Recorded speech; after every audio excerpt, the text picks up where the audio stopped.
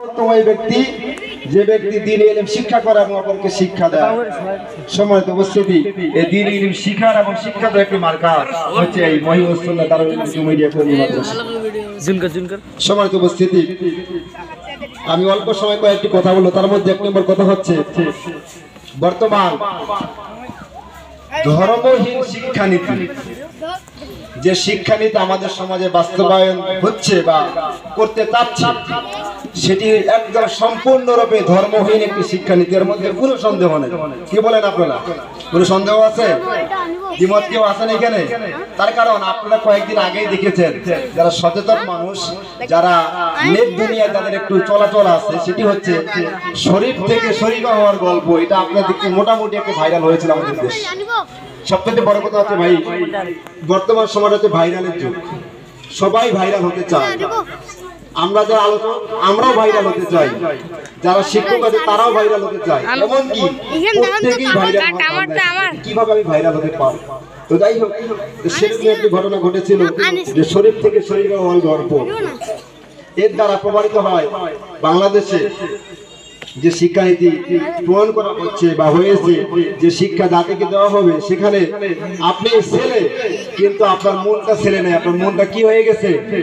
মেয়ে হয়ে গেছে। তার মানে সমকামিতার দিকে শিক্ষা দেওয়া হচ্ছে আমাদের সমাজে, শিক্ষা দেওয়া হবে। সম্মানিত উপস্থিতি, রাসূলুল্লাহ সাল্লাল্লাহু আলাইহি সাল্লাম ১৫০০ বছর আগে এই সম্পর্কে কিন্তু অনেক সতর্কবাণী তিনি করে গেছেন যে ওই সমস্ত মানুষেরা জাহান্নামে যাবে যারা ছেলে হয়ে মেয়েদের রূপ ধারণ করে, আর যারা মেয়ে হয়ে ছেলেদের রূপ ধারণ করে। সম্মানিত উপস্থিতি, এই জন্য আমাদেরকে সাবধান হতে হবে, আমাদেরকে অত্যন্ত সতর্কতার সাথে পথ অবলম্বন করতে হবে। সামনের দিন আপনি যদি আপনার সন্তানদেরকে যদি দ্বীন শিক্ষা না দেন, দ্বীন ইলম না শিক্ষা দেন, এই সন্তানই আপনাকে বৃদ্ধাশ্রমে রেখে আসবে। কি বলেন ঠিক কিনা? আজকে আপনি বৃদ্ধাশ্রমগুলির দিকে তাকান, কাদের সন্তানরা সেখানে, মানে কোন সন্তানের বাবা মারা সেখানে আছে লক্ষ্য করে দেখেন। তারা কিন্তু অনেক বড় বড় সরকারি কর্মকর্তা কর্মচারী ছিলেন, কিন্তু তারা এত ব্যস্ত ছিলেন, এই ব্যস্ততার ভিড়ে তাদের সন্তানদেরকে দ্বীন ইলম শিখাতে তারা ব্যর্থ হয়ে গেছে। ব্যর্থ হওয়ার কারণে সেটা ফলশ্রুতি তাদের ফলস্বরূপ আজকে তাদেরকে বৃদ্ধাশ্রমে থাকতে হয়। এই জন্য সময় উপস্থিতি, আমি আপনাদেরকে আহ্বান করব, ভবিষ্যৎ প্রজন্মকে যদি ভালো বানাতে চান, এই সোনার বাংলাদেশকে সোনার বাংলায় পরিণত করতে চান, আপনার আমার কোমলমতি শিশুদেরকে আগে ইসলামে শিক্ষা দিতে হবে। আপনি আপনার সন্তানকে ডাক্তার বানান, ইঞ্জিনিয়ার বানান, জজ বানান, ব্যারিস্টার বানান, কোনো সমস্যা নাই, কিন্তু তার আগে আপনি তাকে দ্বীন ইলমটা শিক্ষা দেন। এটা ফরজ। আপনাকে হাফেজ হতে হবে বা এই কথা কোথাও বলা নাই। আপনাকে আলেম হতে হবে, মুফতি হতে হবে, মুহাদ্দিস হতে হবে, শাইখুল হাদিস হতে হবে, কোথাও বলা নাই। আপনাকে বলা হয়েছে দ্বীন ইলম কতটুকু, যতটুকু জানলে আপনি শিক্ষা করলে আপনি আল্লাহর ইসলামটা বুঝতে পারবেন, আল্লাহকে আল্লাহ হিসেবে চিনতে পারবেন, রাসূলকে চিনতে পারবেন, এতটুকু অর্জন করা আমাদের জন্য ফরজ।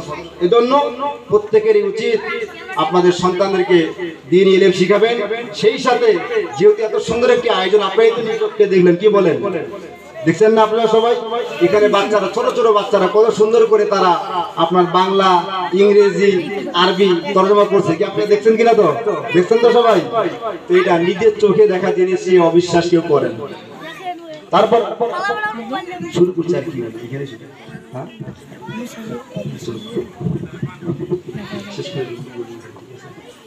তো সম্মানিত উপস্থিতি, তো যেটি বলতেছিলাম, এই ধর্মহীন শিক্ষানীতি থেকে আমাদেরকে বেরিয়ে আসতে হবে। আমাদের এই মুসলমানের দেশে মুসলমানের সন্তানদেরকে মুসলমানের যে নীতি নিয়ম সেটি মেনে চলতে হবে। আপনারা রাজি আছেন? আজকে আমরা বিজাতীয় সংস্কৃতিতে বিশ্বাস করি, কি করি না বলেন? এই যে গত কয়েকদিন আগে আপনার 21শে ফেব্রুয়ারি পালিত হয়েছে, কি বলেন? আপনাদের এলাকা হয় নাই? 21শে ফেব্রুয়ারি পালিত হয়েছে 1952 সালের সেই ভাষা আন্দোলন। রফিক, সালাম, বরকত, জব্বার তারা জীবন দিয়েছিল এই ভাষার জন্য। সেই দিবসটা আমরা পালন করতেছি, বাংলা ভাষার জন্য জীবন দিয়েছে, অথচ দিবসটা পালন করতেছি ইংরেজি তারিখে। কি বলেন? ওটা বলার দরকার ছিল 8ই ফাল্গুন, আমরা সেটাকে ইংরেজি বানিয়ে ফেলেছি। দুঃখজনক হলো সত্য কথা, আজকে এই গত কয়েকদিন আগে নেটে দেখলাম যে শিক্ষিত মানুষের আপনার প্রধানমন্ত্রী সম্ভবত গতকালকে বা আজকে একটা বক্তৃতা দিয়ে বলেছেন যে আমরা শিক্ষিত হচ্ছি, আমরা আমাদের কালচারটাকে এমন ভাবে বানিয়ে দিচ্ছি, সেটি হচ্ছে আমরা মানে বাংলা তো বলি না, বাংলার পাশাপাশি ইংরেজি ভাষাতে আমরা অভ্যস্ত বেশি হয়ে পড়ি, আমরা আমাদের কালচার মনে করছি। কি বলেন? আজকে যদি 2 মিনিট কথা বলা হয়, তার মধ্যে 3 মিনিট আমরা ইংরেজিতে কথা বলি। আমি যে একজন এই বাংলা ভাষার জন্য আমাদের ভাইরা জীবন দিয়েছে, এটা ইতিহাস সারা পৃথিবীতে কোথাও নাই। আন্তর্জাতিক মাতৃভাষা দিবস ইউনেস্কো 1999 সালে স্বীকৃতি দিয়েছে। তো যাই হোক, এটা আমার উদ্দেশ্য না, উদ্দেশ্য হচ্ছে আমাদেরও কিন্তু ইসলামের একটা মাতৃভাষা আছে। কি বলেন, আছে কিনা বলেন? বাঙালিদের বাংলা রাষ্ট্র, আপনার মাতৃভাষা হচ্ছে বাংলা। ইসলামের মাতৃভাষার নাম কি বলেন আপনারা? বলেন, নাম কি? আরবি। যেটা কোরআনের ভাষা হচ্ছে আরবি, ইসলামের ভাষা আরবি, রাসূলের ভাষা আরবি। কবরে যাবেন, সেখানে প্রশ্ন আপনাকে বাংলায় করবেন, আরবিতে করবেন। আরবিতে করবে তো? আপনি যখন হাসরের ময়দানে উঠবেন, তখন আপনাকে প্রশ্ন কি বাংলাতে করাবেন, আরবিতে? জান্নাতে যাবেন, কথোপকথন করবেন আরবিতে না বাংলাতে? আরবিতে। এটা হচ্ছে আমাদের মাতৃভাষা। সুতরাং আমি আপনাদের আহ্বান জানাবো, আপনারা আমার সোনামণি সন্তানদেরকে আপনি 10-20 সবই বানান, সমস্যা নাই, কিন্তু তার আগে এটা আপনার খরচ দায়িত্ব। আপনি যে দায়িত্ব পালন করতে ব্যর্থ হয়, কি আমাদের ময়দানে এই সন্তানগুলোকে, যে সন্তানের জন্য আমরা আমাদের মাথার ঘাম পায়ে ফেলেছি, যে সন্তান, যে সন্ততি মানুষ করার জন্য, লালন পালন করার জন্য, যে সংসার পরিচালনা করার জন্য আমরা বৈধ অবৈধ কোনো জিনিস বাছাই করি নাই, আমরা বেকার ইনকাম করেছি। কি বলেন, করি কিনা? এই সন্তানরা কি আমাদের ময়দানে আপনাকে আমাকে বাদী করে আল্লাহর দরবারে মামলা দায়ের করবে? কি বিশ্বাস হয় আপনাদের? বিশ্বাস অবশ্যই করতে হবে। তার বাস্তব প্রমাণ এই দুনিয়াতে কেউ কারোর জন্য না, এটার বাস্তব প্রমাণ কিন্তু আমরা কিন্তু সামনে পেয়ে গিয়েছিলাম।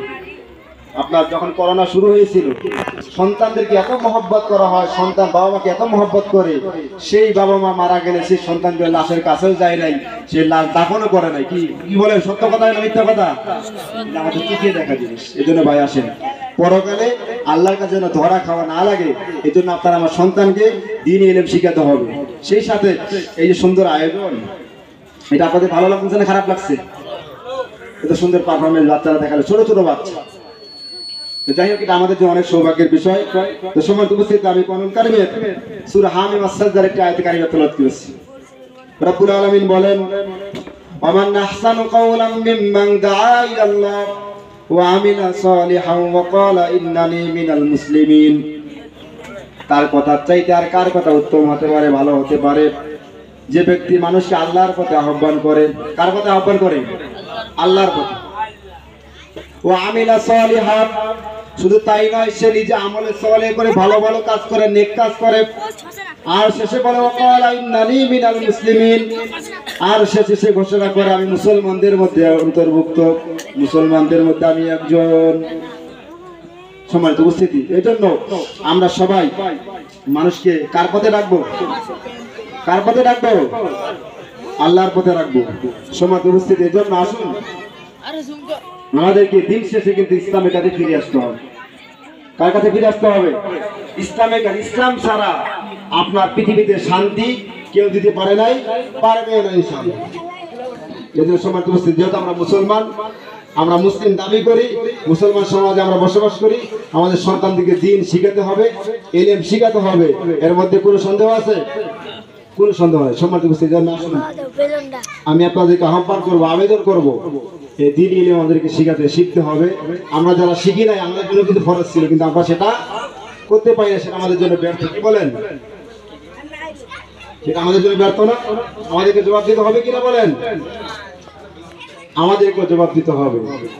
এই জন্য সম্মানিত উপস্থিতি, যেটি বলতেছিলাম, আজকের এই আয়োজন থেকে আমাদের শিক্ষণীয় বিষয় হচ্ছে আমাদেরকে নিজে ইলম শিখতে হবে, পাশাপাশি আমাদের সন্তান সন্ততিদেরকে, ভবিষ্যৎ প্রজন্মকে ইলম শিখাতে হবে। রাজি আছেন সবাই? ওয়াদা করতে পারি তো? সম্মানিত উপস্থিতি, আরেকটি কথা বলে আমি শেষ করবো। যেহেতু আগামীকাল যেটি আসতেছে, দিবাগত রাত্রে পবিত্র নিসফে মিন শাবান, যেটা আমাদের সমাজে শবে বরাত হিসাবে পরিচিতি। কি বলেন? কি বলেন? তো যাই হোক, এই বিষয়ে যে একটি কথা বলে আমি শেষ করবো, সেটি হচ্ছে আপনার শবে বরাত, এটি ফার্সি শব্দ। সব মানে রাত, আর বরাত মানে ভাগ্য রচন, যেটাকে ভাগ্য রচন হিসেবে বলা হয়। যাই হোক, এই রাত সম্পর্কে অসংখ্য হাদিস আছে, অনেক সাহাবা ইকরামের বর্ণিত, বড় বড় সাহাবীদের বর্ণিত হাদিস আছে। সমর্থ উপস্থিতি, এই রাতের অনেক ফজিলত আছে। এ রাত শুধু আমরা খেয়ে দিয়ে ঘুমিয়ে শেষ করব না, এ রাতের ইবাদতগুলো আমাদেরকে কাজে লাগাতে হবে। এ রাত আমাদেরকে ইবাদত করে কাটিয়ে দিতে হবে। সমর্থ উপস্থিতি, একটা হাদিস বলে শেষ করব। রাসূলুল্লাহ সাল্লাল্লাহু আলাইহি সাল্লাম বলেছেন, 6 শ্রেণীর আপনার 7 শ্রেণীর মানুষকে বেঁচে রেখে বাকি অধিকাংশ মানুষদেরকে এই রাতের মধ্যে আল্লাহ পাক ক্ষমা ঘোষণা করেন, বলেন সুবহানাল্লাহ ওয়া বিহামদিহি। কয় শ্রেণীর মানুষকে আল্লাহ পাক বাদ দিয়ে?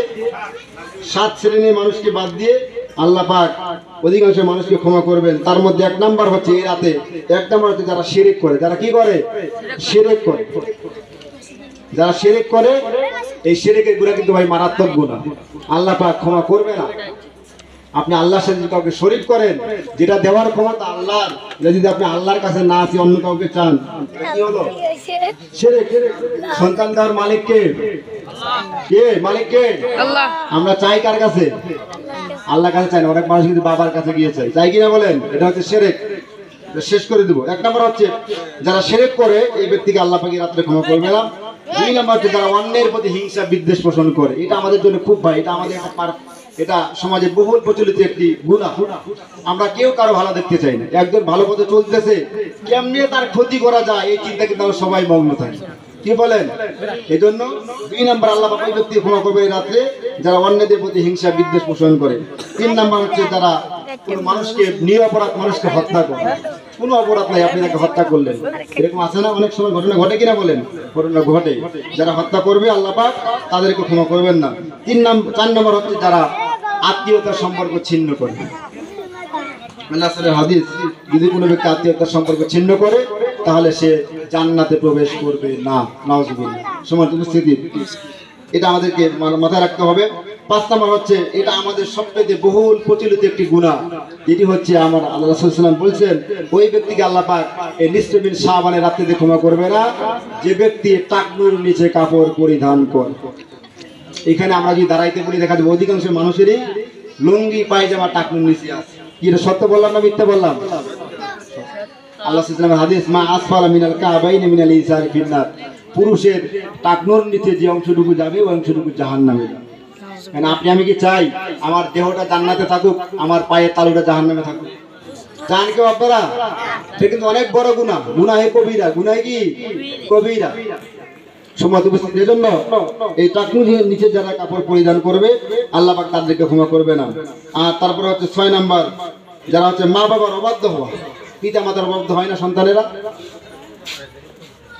পিতামাতার অবাধ্য হয় কিনা বলেন? অধিকাংশ সমাজে, আপনার সমাজে পিতামাতার সন্তানরা কিন্তু পিতামাতার অবাধ্য হচ্ছে না। হওয়ার কারণটা হচ্ছে তাদের প্রতি দ্বীনি ইলম নাই, দ্বীনি জ্ঞান নাই। পিতামাতার মর্যাদা কি, তাদের সম্মান কত বড়, তাদের ইজ্জত কত বড়, এটা কিন্তু তারা জানে না। এই জন্যই কিন্তু তারা এই কাজগুলো করে। আপনার 7 নাম্বার যেটি হচ্ছে, সেটি হচ্ছে মাদকাসক্তির সাথে যারা জড়িত থাকবে আল্লাহ পাক তাদেরকে ক্ষমা করবেন না এই রাতে। এই জন্য সময় উপস্থিত আসুন, আল্লাহ পাক আমাদের সকলকেই এই বিষয়গুলো গুরুত্ব সহকারে দিয়ে, যেহেতু আমরা মুসলিম, আমাদের সকলকে কবরে যেতে হবে। এখানে কবরে যাবেন না, কে আছেন হাত উঠান? মরবেন না এরকম কেউ আছেন 2-1 জন? সবাই মরবেন তো? আমিও মরবো, সবাই মরবে। কুল্লু নাফসিন যায়কাতুল মাউত। আল্লাহ রাব্বুল আলামিন বলেন প্রত্যেক প্রাণীকেই মৃত্যুবরণ করতে হবে। যেহেতু আমরা সবাই মরবো, পরকালে সবাইকে উঠতে হবে। উঠবেন না আপনারা সবাই? পরকালে উঠতে হবে, আল্লাহর সামনে জবাবদিহি করতে হবে। আপনার আমায় দূরে হিসাব দিতে হবে আল্লাহর কাছে। আল্লাহ যদি কারো হিসাব চেয়ে বসে, রাসূলুল্লাহ সাল্লাল্লাহু আলাইহি ওয়াসাল্লাম মাঝে মধ্যে দোয়া করতেন, আল্লাহুম্মা হাসিবনি হিসাবাই ইয়াসীরা, হে আল্লাহ আপনি আমার হিসাবকে সহজ করুন। আম্মা জান আয়েশা বলতেন, ইয়া রাসূলুল্লাহ এই হিসাব সহজের মানে কি? আল্লাহ রাসূল সাল্লাল্লাহু আলাইহি ওয়াসাল্লাম বলছেন, হিসাব সহজের মানে হচ্ছে আল্লাহ আপনি আমাকে বিনা হিসাবে জান্নাত দান করুন। সুবহানাল্লাহ। কারণ আল্লাহ যদি কোনো বান্দার হিসাব চেয়ে বসে, ওই বান্দা আর জান্নাতে যেতে পারবে না। কোশ্চিনকালে তার জন্য জান্নাতে যাওয়া সম্ভব না। এই জন্য সময় উপস্থিত আসুন, যেহেতু পরকালে হিসাব দিতে হবে, এই জন্য আমাদেরকে দুনিয়ায় এটা একটা পরীক্ষাগার, পরীক্ষা কেন্দ্র। এই পরীক্ষাতে আমাদেরকে পাশ করে এখানে আমাকে আল্লাহ যেভাবে জীবনযাপন করতে বলেছে রাসূলের তরিকা অনুযায়ী মোতাবেক সুন্নাহ মোতাবেক ইসলাম যে পদ্ধতিতে আমাকে চলতে বলে সেই পদ্ধতিতে চলাচল করে আমাদেরকে পরকালে যেতে হবে। রাজি আছেন সবাই? এদের সমাজ উপস্থিত আমি আন্তরিক আহ্বান করব, আসুন আমরা সকলে পরিপূর্ণ মুসলিম হয়ে পরিপূর্ণ ইমানদার হয়ে আল্লাহ রাব্বুল আলামিনের সাথে যেন আমরা যেতে পারি। সেই শেষে পত্র অনুষ্ঠান কর্তৃপক্ষকে ধন্যবাদ জ্ঞাপন করছি আমার মতো ছোট মানুষকে এখানে কথা বলার সুযোগ করে দেওয়ার জন্য।